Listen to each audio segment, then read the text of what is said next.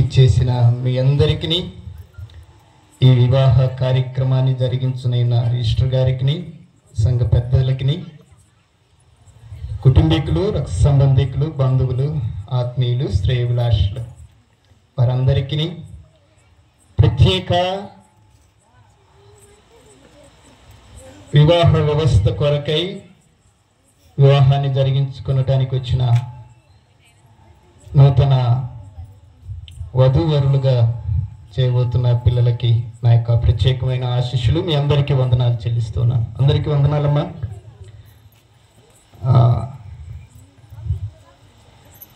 సందర్భానుకూలంగా ఒక 2-3 మాటలు మీతో మాట్లాడాలని నేను తలస్తున్నాను. వాస్తవంగా ఈ మెసేజ్ సేవకులు చెప్పాల్సింది, దేవుడు ఈ సమయాన్ని ఇచ్చాడు. సమయాన్ని గురించి నేను మాట్లాడను, కానీ ఎవరిని అడిగినా కానీ మన పెళ్ళిళ్ళు ఇంతేలేండి అంటారు. ఏదో ఒకటి దాటేసుకుని పోతాం మనం. మా ఏరియాలో అయితే ఇలా జరగవేమో రాజు, అంటే మీ ఏరియాలో జరుగుతున్నాయని మిమ్మల్ని నేను తక్కువ చేయటం లేదు.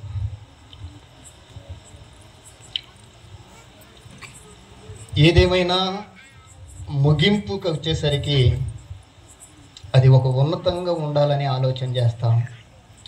ఆ ఉన్నతంగా ఉండాలని ఆలోచనే మనకు ఆశీర్వాదం.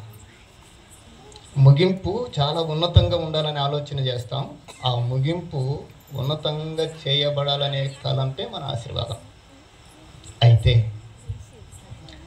అట్టి ఆశీర్వాదము వీరిరువురికే కాదు,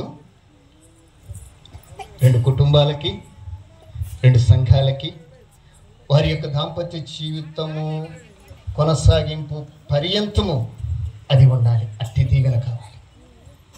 అట్టి దీవెన కావాలి అంటే వివాహ వ్యవస్థను పరలోకమందున్న దేవుడు ఎంతో ఉన్నతంగా గ్రంథస్థము చేశాడు. ఎస్పెషల్లీ మీ ఇద్దరికి కూడా చెప్తున్నాను.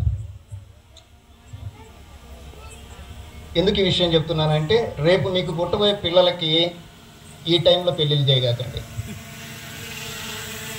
ఎందుకంటే అరే మా పెళ్ళి రాత్రి జరిగింది అని చెప్పుకోకుండా దైవికంగా చేయడానికి ప్రయత్నం చేద్దాం. ఎందుకు ఈ విషయాన్ని నేను చెప్తున్నానంటే, పరిశుద్ధ గ్రంథంలో marriage is divine of God అని రాయబడింది. చదువుకున్న పిల్లలకి అర్థమవుతుంది. Marriage is divine of God.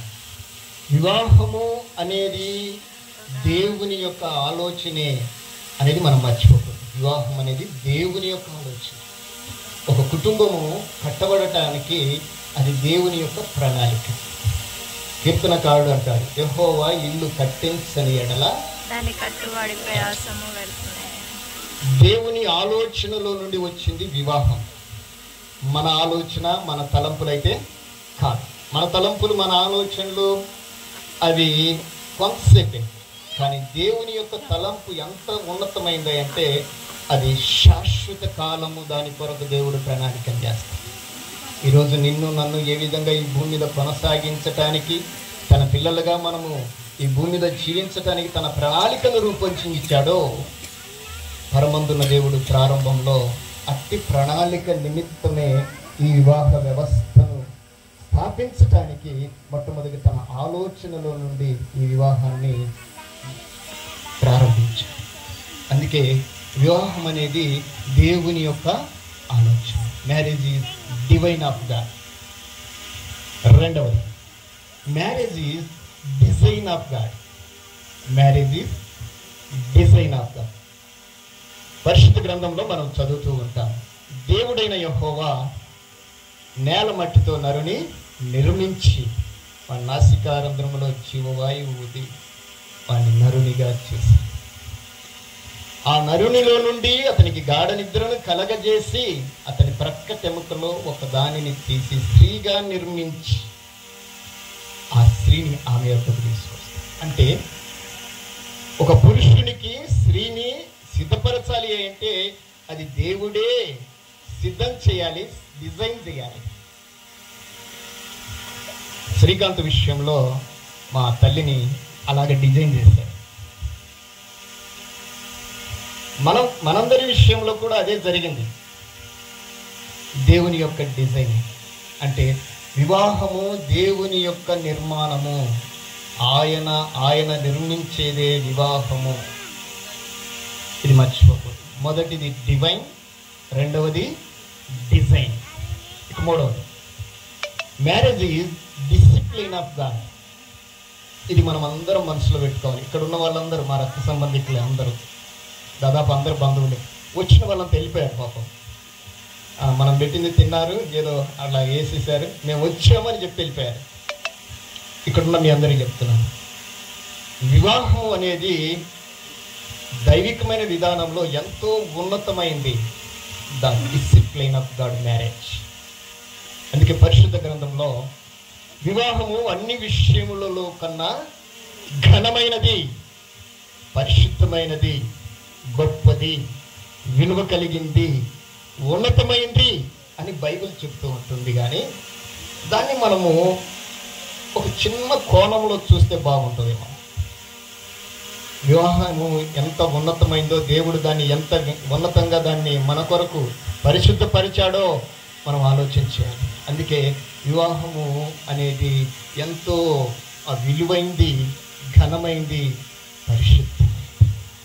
ఈ పరిశుద్ధమైన వివాహానికి మన వంతుగా సమయానుకూలంగా, సమయానుభావంగా, దైవికంగా రానున్న దినాల్లో మన కుటుంబాల్లో వివాహ కార్యక్రమాలు జరిగించడానికి ప్రయత్నం చేద్దాం. మీరు పొద్దుగుకులు చేశారు, అది నేను తప్పుపట్టడం లేదు. కానీ దేవునికి చెందాల్సిన మహిమను మనమే తగ్గిస్తూ ఉన్నాం అనేది మాత్రం మర్చిపోవాలి. చాలా డబ్బులు ఖర్చు పెట్టాడు మా అల్లుడు, అందుకే ఇంత టైం పట్టింది. ఆ డబ్బులు ఖర్చు అవడానికి కూడా టైం ఇంత అయింది. కానీ వివాహ విషయంలో మనం అందరం కూడా ఒక్కింత ఆలోచన చేయాలి. అది ఏంటంటే అది పరిశుద్ధమైనది, గొప్పదండి. ఇంకొక విషయం చెప్తాను. మొట్టమొదటిగా ఈ భూమి మీద వివాహంతో ప్రారంభించబడిన ఈ భూమి ముగింపు కూడా వివాహమే అనేది బైబిల్ చెప్తుంది. ప్రభువైన యేసుక్రీస్తు వారితో సంఘమనబడిన వధువు వరుడుగా క్రీస్తు ఉన్నప్పుడు మధ్యాకాశంలో లేక ఆ వివాహం జరిగించబడబోతుంది. దాని కొరకు మనమందరం సిద్ధపడాలి. దయచేసి గమనించండి. దానికి సూచనగానే మన కుటుంబాల్లో ఇదిగో ఇలాంటి దైవికమైన వివాహాలు జరిగించబడుతున్నాయి. అయితే ఒక చిన్న మాట మీతో నేను చెప్తాను. ఈ వివాహం మనం చేసి వారిని ఆశీర్వదించి వెళ్తాం. రేపటి ఆ వివాహం కొరకు మనం సిద్ధపడుతున్నామా? ఒకవేళ ఆ వివాహం కొరకు మనం సిద్ధపడుతున్నట్లయితే మనము ఆయన యందు భయభక్తులు కలిగి ఆయన త్రోవలో నడుస్తాం. మనం ధన్యులమవుతాం. అట్టి ధన్యత మనం అందరము పొందుకోవాలి. ఎక్స్పెషలీ వీరిద్దరూ పొందుకోవాలని మనసారా కోరుకుంటూ సమయం ఇచ్చిన సహోదరులకి, పెద్దలకి నా వందనాలు చెల్లిస్తున్నాను. మీ అందరికీ వందనాలు చెల్లిస్తున్నాను. Thank you all. దేవునికి మహిమ కలుగునుగాక.